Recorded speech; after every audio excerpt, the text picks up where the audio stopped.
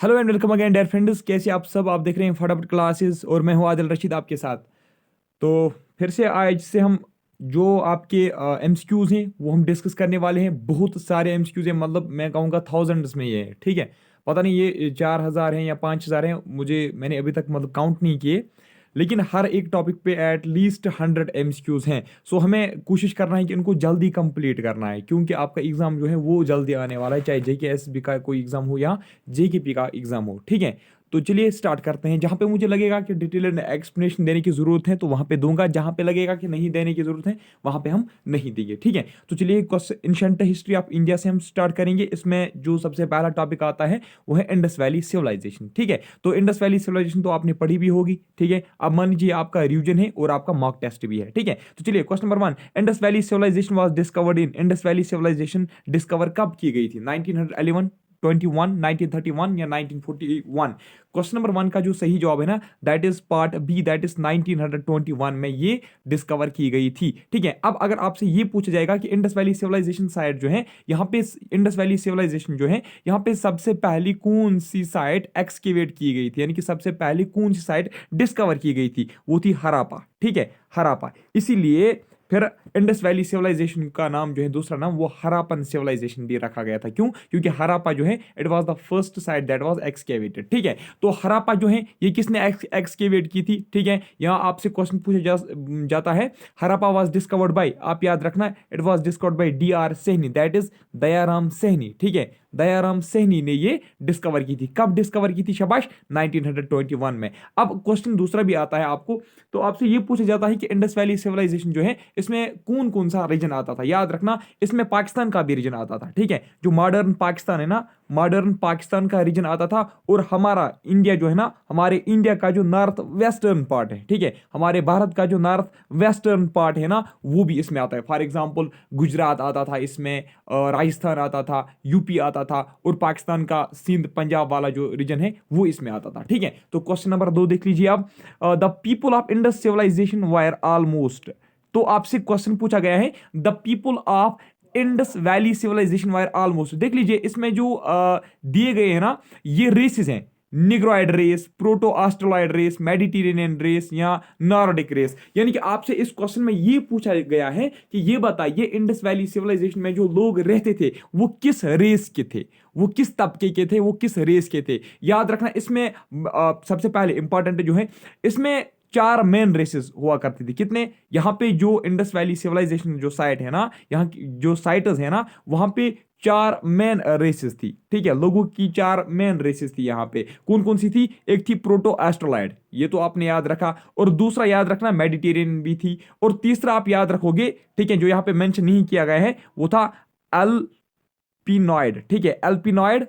ठीक है, नोट करो जल्दी, एल्पिनॉइड। और चौथी जो थी वो थी मंगोलाइड। कौन? मंगोलाइड। अब ये इंपॉर्टेंट क्यों है? क्योंकि आप में से कभी कभार ये ऐसे क्वेश्चन आता है कि ये बताइए इनमें से कौन सी रेस इंडस वैली सिविलाइजेशन में एग्जिस्ट नहीं होती थी। ठीक है, तो इसलिए 4 जो मेन है, एस्ट्रोलाइड, मेडिटेरियन, एल्पिनॉइड और मंगोलाइड, ये चीजें आप याद रखोगे। अब लेकिन अब क्वेश्चन में ये लिखा गया है कि ये बताइए सबसे ज्यादा कौन थी? The people of Indus valley civilization were almost, यानी कि सबसे ज्यादा यहाँ पे कौन किस रेस के रहते थे? वो थे मेडिटेरेनियन रेस के। ठीक है, तो question number 3, which metal was unknown to Indus valley civilisation?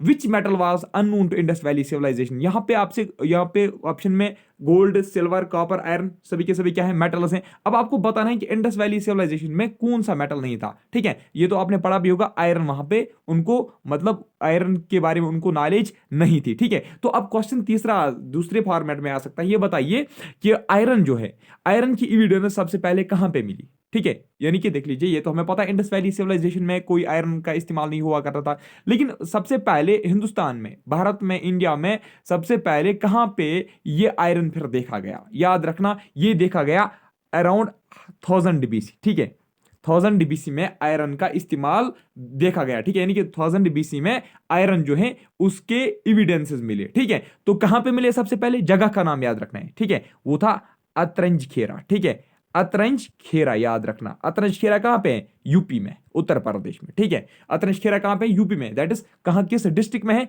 इता डिस्ट्रिक्ट, याद रखना, इता डिस्ट्रिक्ट। ठीक है, इता डिस्ट्रिक्ट में है अतरंज खेरा। ठीक है, वहां पे सबसे पहले आयरन का एविडेंस जो है वो मिला हमें। तो question number 4 the nature of Indus valley civilization was the nature of Indus valley civilization was Indus valley civilization urban थी, रूरल थी, एग्रीकल्चरल थी या नन ऑफ दीज? बताइए। शाबाश। रूरल अर्बन आप समझ रहे होंगे ना, रूरल एरियाज और अर्बन एरियाज जैसे कि आप समझ रहे होंगे, ठीक है। तो अर्बन एरियाज क्या होते हैं, वो मतलब डेवलप्ड होती है, रूरल उतना ज्यादा डेवलप्ड नहीं होती है, ठीक है। तो एग्रीकल्चरल क्या होती है, मान लीजिए ये यहाँ पे जो लोग रहते हैं, एग्रीकल्चरल जो सिविलाइजेशन होगी वहां पे जो लोग रहते हैं वो ज्यादातर एग्रीकल्चर, वो ज्यादातर क्रॉप्स को ही मतलब कल्टीवेट करेंगे, ठीक है। तो लेकिन आपसे पूछा गया है कि इंडस वैली सिविलाइजेशन के जो लोग थे वहां पे किस टाइप का था, याद रखना वो था अर्बन, ठीक है, याद रखना, ठीक है। इंडस वैली सिविलाइजेशन जो थी ना वो थी अर्बन सिविलाइजेशन, यानी कि ये हाईली डेवलप्ड थे, ठीक है। आपने पढ़ा भी होगा यहाँ पे जो मकान थे वो पक्का ब्रिक्स के बने हुए थे, बेक्ड ब्रिक्स के बने हुए थे, ड्रेनेज सिस्टम अच्छा था, ठीक है, और ग्रेनरीज हुआ करती थी, मतलब हर एक चीज जो थी वो डेवलप्ड थी, ठीक है।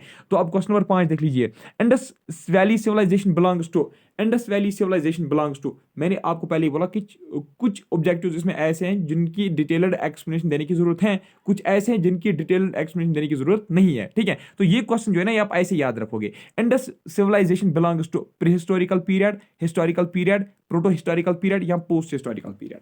शाबाश। क्वेश्चन नंबर 5 जो है ना इसका जो जवाब है ना वो है प्रोटो हिस्टोरिक पीरियड, ठीक है।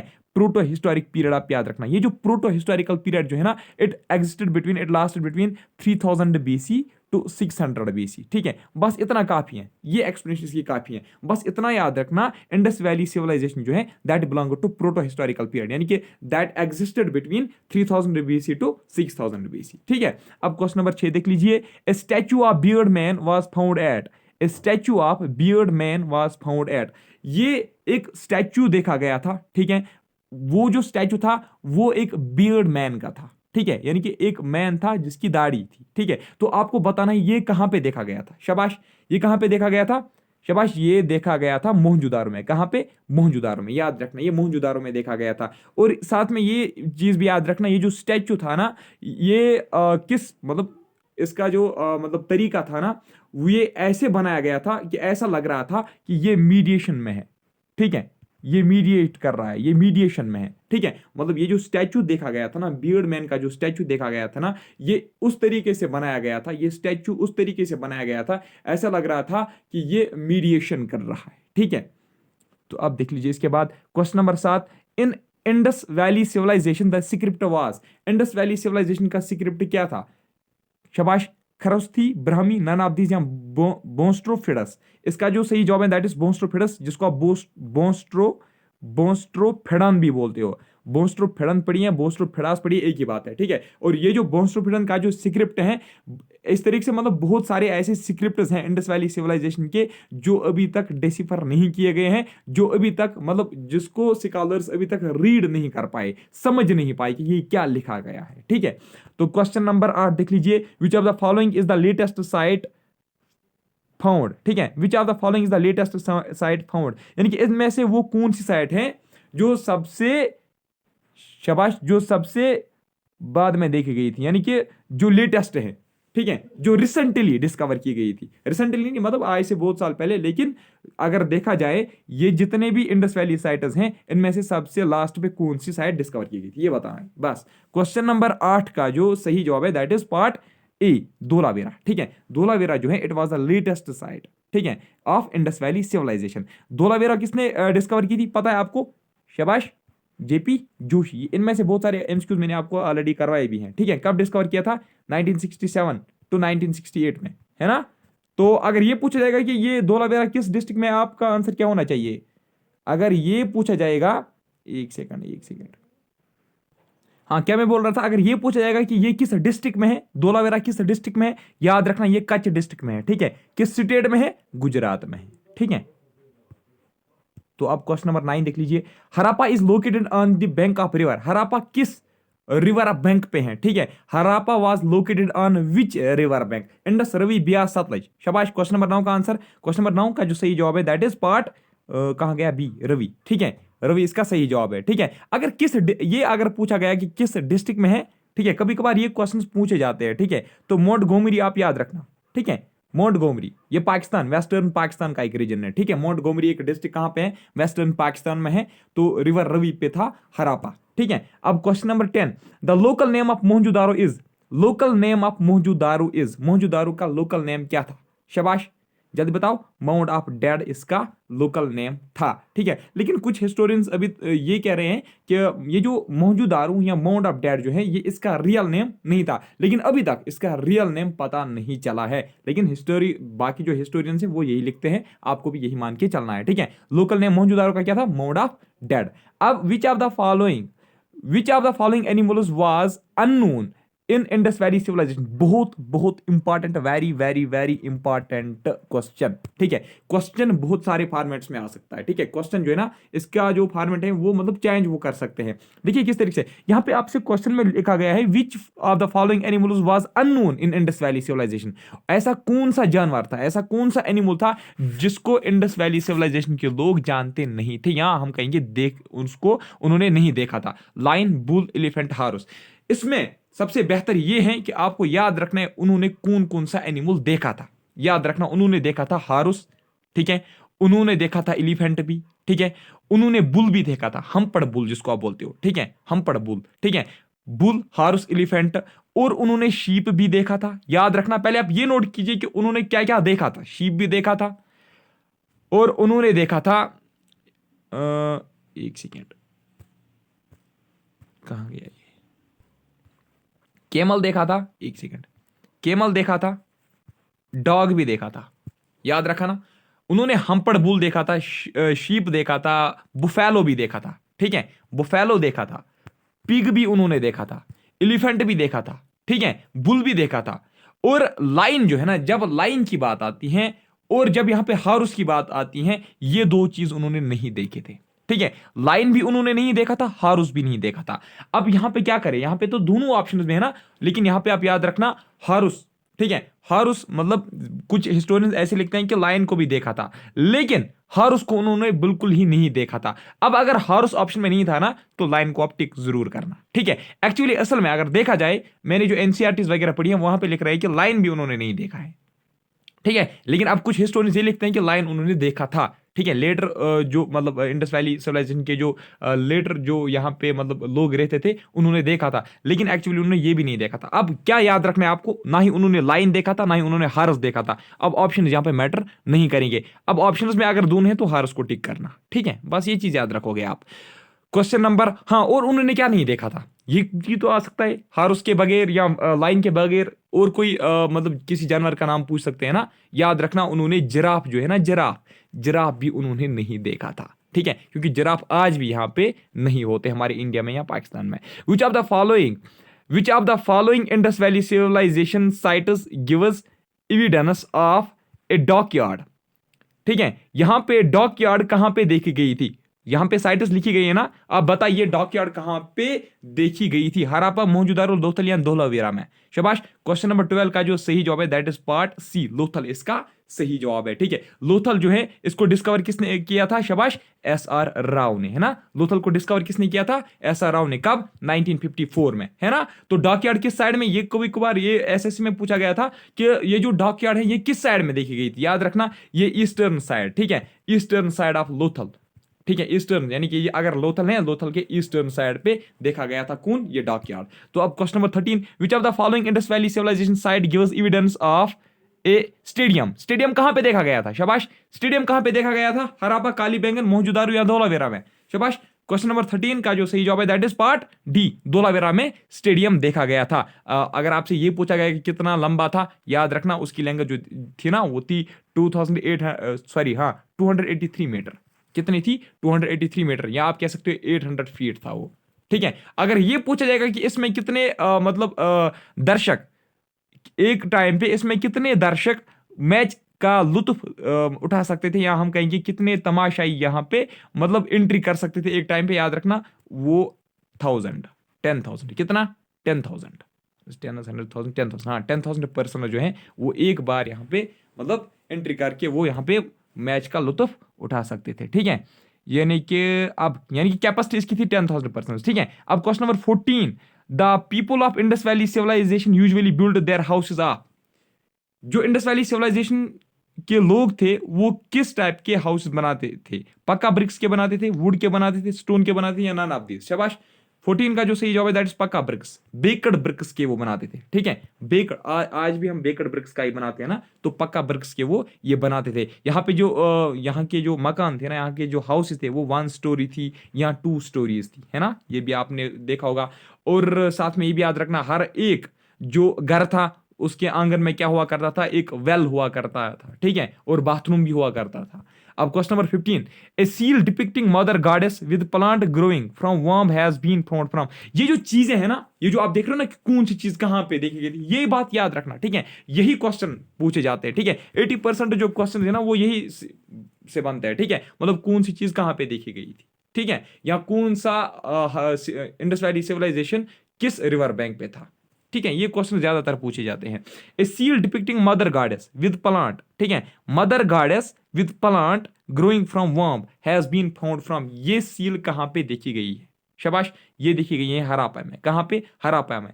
अब ये क्या डिपिक्ट कर रही थी, ये मदर गॉडेस को डिपिक्ट कर रही थी, ये मदर गॉडेस को रिप्रेजेंट कर रहा था, ठीक है। बस इतना है इसमें। Question number 16, Indus valley civilization was discovered by, Indus valley civilization site किसने डिस्कवर की थी। अभी मैंने आपको बोला था अभी पहले एमसीक्यू में, दयाराम सैनी ने। कब, 1921 से लेकर 1922 में ये देखा गया था, ठीक है, एक्सकेवेट किया गया था, डिस्कवर किया गया था।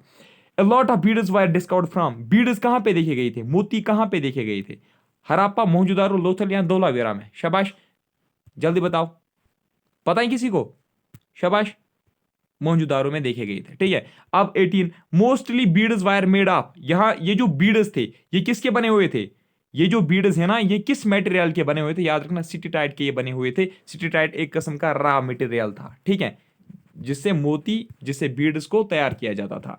अब question number 19, which of the following can not be considered proto हरापन कल्चर, प्रोटो हरापन कल्चर हम किसको कंसिडर नहीं कर सकते हैं, ठीक है, शाबाश। क्वेश्चन नंबर 19 का जो सही जवाब है दैट इज जोरिन कल्चर। अब ये क्वेश्चन तो बिल्कुल आएगा नहीं, लेकिन अब यहां पे हैं ऑप्शन दिए गए हैं तो करेक्ट ऑप्शन हमने आपको दिया, ठीक है। अब question number 20, which of the following showed the greatest uniformity in Indus Valley, Indus Civilisation settlement, सबसे ज्यादा ग्रेटेस्ट यूनिफॉर्मिटी कहां पे देखने को मिली, town planning, bricks, religious practice या बिल्डिंग्स में, सबसे ज्यादा यूनिफॉर्मिटी कहां पे देखने को मिली, शाबाश, टाउन प्लानिंग में, ठीक है, टाउन प्लानिंग में यूनिफॉर्मिटी देखने को मिली। यानी कि इंडस वैली सिविलाइजेशन के जितने भी साइट्स थे ना, उनकी जो टाउन प्लानिंग थी ना वो सेम थी, ठीक है, वो तो सेम थी, वो वेल डेवलप्ड थे। यहाँ की जो स्ट्रीट्स थी, यहाँ के जो ड्रेन्स थे, यहाँ के जो मतलब बाकी जो टाउन्स थे, ठीक है, वो बिल्कुल अच्छे तरीके से डेवलप्ड थे, ठीक है। अब question number 21, the site of Mohenjodaro is located on bank of river, Mohenjodaro किस रिवर बैंक पे है। अभी आपने हरापा का देखा था रवि पे, तो अब क्वेश्चन नंबर 21 बताइए मोहनजोदारो कहां पे है, शाबाश, किस रिवर बैंक पे हैं, शाबाश, शाबाश, ये या ये, शाबाश, इंडस। अब question number 22, the site of Mohenjodaro was discovered bye, Mohenjodaro को डिस्कवर किसने किया था, शाबाश, आर.डी. बनर्जी ने। कब, 1922 में।